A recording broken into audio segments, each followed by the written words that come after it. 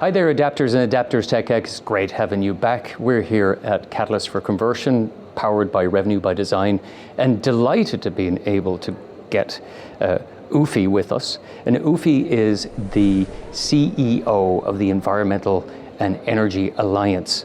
And Ufi is very well known in the space and has been a thought leader in the space for a long time. So we're going to try and distill a very complex subject matter into 4 or 5 minutes, but I know we can do it.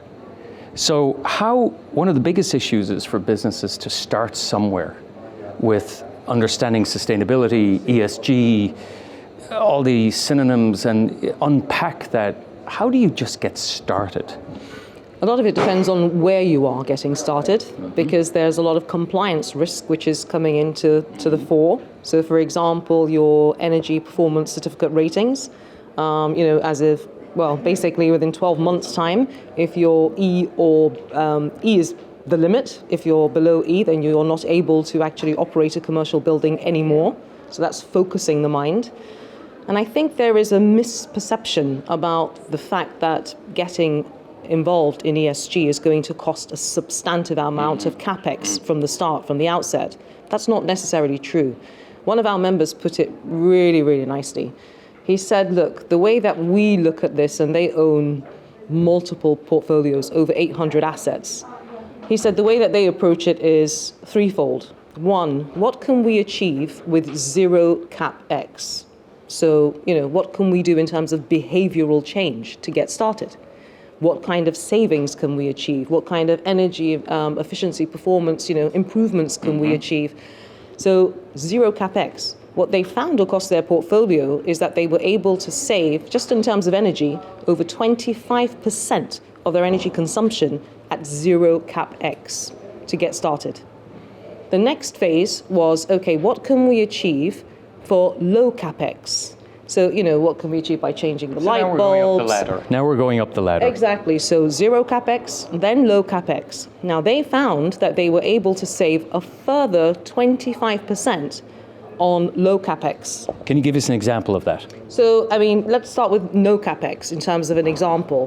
When you arrive in a hotel bedroom as a guest, there are some brands who demand that it's got to be at 19 degrees Celsius when the guest arrives. Well, they trialed it and said, well, let's see what happens if when the guests arrive it's 21 degrees Celsius. Nobody complained.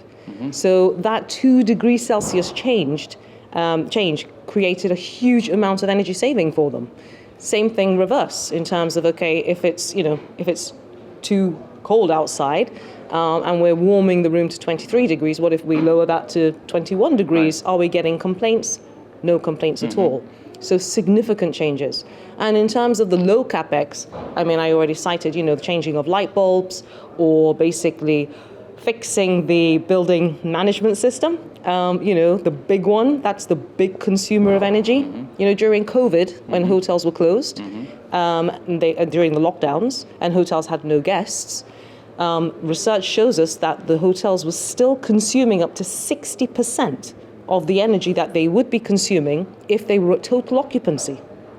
And that was the big building management systems. So fixing the building management, you've got all these lights sometimes flashing, it's not working properly, just fixing and maintaining existing tech which runs the building. So when we kind of look over the fence and we look at retail, and retail has done a great job with sensors, right? They want to know footfall. They measure and they manage the building based on footfall. I think we'd be hard-pressed at this hotel to find a sensor that has footfall. What will inspire the broader hospitality sector to look over the fence at other sectors and actually embrace some of the low-hanging capital fruit that's out there? How are we going to achieve that? Well, it's interesting you say that, because we can also look at it from the reverse. So you can look at retail parks like Bicester Village, who are doing exactly the opposite and looking to the hospitality industry for inspiration about... Isn't that funny how everybody looks at each other and says, oh yeah, they're them. So, you know what, why do we actually have security guards everywhere, which puts shoppers off? Why don't we have concierges everywhere, which actually makes them feel quite important? Right. So there are learnings between sectors.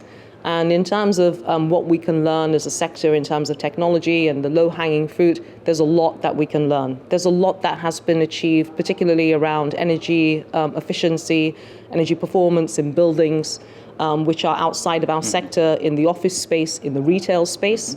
And there's a lot that we can learn from there. And some of that comes under low capex, other bits come under high capex.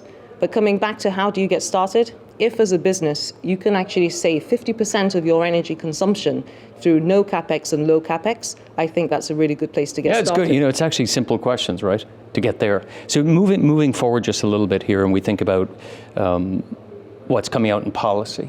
And policy is starting to creep into speaking to the regulators, but it's now down to the auditor level to prove that whatever you're putting, particularly for public companies, how is that? How advanced are we right now at being confident about what will be on balance sheets and public reports and 10Ks? Well, you know, the pressure is coming from regulation down to the capital markets in terms of pension funds, institutional capital, and debt capital. So there is a requirement by law across Europe now, increasingly, to provide a climate risk, provision on your balance sheets if you're a bank. Well, that's focusing the minds of the banks. They're looking into their portfolios in terms of their debt capital and asking which of their hotel portfolios, for example, where they're providing debt capital, are going to be affected by stranded asset risk. Yes. That's having massive pressure, which is coming down through the capital markets. That's only going to increase as we see banks adopting more and more this requirement to change their balance sheets to show risk, which is a requirement now by law. By the European Commission and by the United Kingdom and other countries around Europe. So that's really focusing the minds. And I think that, that is going to have not just an impact on the rate of debt capital, so can we get debt capital at a preferential rate if we are ESG or if the project is ESG, but actually banks will start to walk away and not offer debt capital full stop.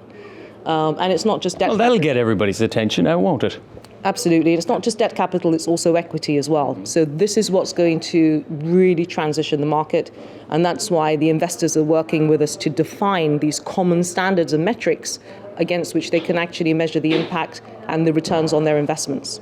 Well, thank you for that. I mean, for everybody watching, a stranded asset is something that we sometimes call brown assets or existing assets that have a high likelihood of not actually meeting the 2030 and 2050 goals. So there's a big burden on asset managers, and particularly the flow down from pension funds that have a motivation on behalf of their investors. So it's been a fascinating short burst. So hopefully we'll have some more of that. So from us here at Catalyst for Conversion, and with Ibrahim, who is always delightful and will give you lots of tips and takes. So until we talk more about all those simple things we can all do, keep looking over the fence and we'll talk soon.